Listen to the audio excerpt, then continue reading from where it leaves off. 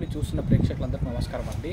ఇప్పుడు మనకు ఒక శ్లోకం ఉందండి. ఆ శ్లోకం ఏంటంటే పూజ కోటి సమస్తోత్రం, స్తోత్ర కోటి సమాజపం, జప కోటి సమాధ్యానం, ధ్యాన కోటి సమోలయం. అంటే ఇది ఏంటంటే మనకు భగవద్గీతలో శ్రీకృష్ణ పరమాత్ముడు చెప్పాడండి. అంటే దాని అర్థం ఏంటంటే అండి ఇప్పుడు మనం పూజ కోటి అంటే మనం పూజలు చేస్తాం కదా, పూజలు అట్లా కోటి పూజలు చేస్తే ఒక స్తోత్రంతో సమానం. మళ్ళీ అట్లా స్తోత్రాలు కోటి చేస్తే ఒక జపంతో సమానం. మనం జపాలు కోటి చేస్తే ఒక ధ్యానంతో సమానం. ఆ ధ్యానాలు కోటి చేస్తే ఒక లయంతో సమానం అండి.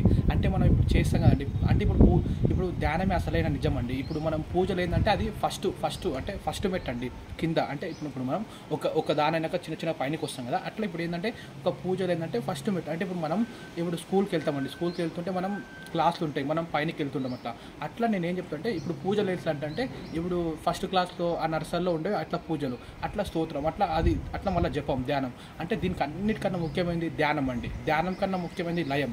అందుకని చెప్తాం ఇప్పుడు అన్నిటికన్నా ముఖ్యమైన ధ్యానంలో లయం.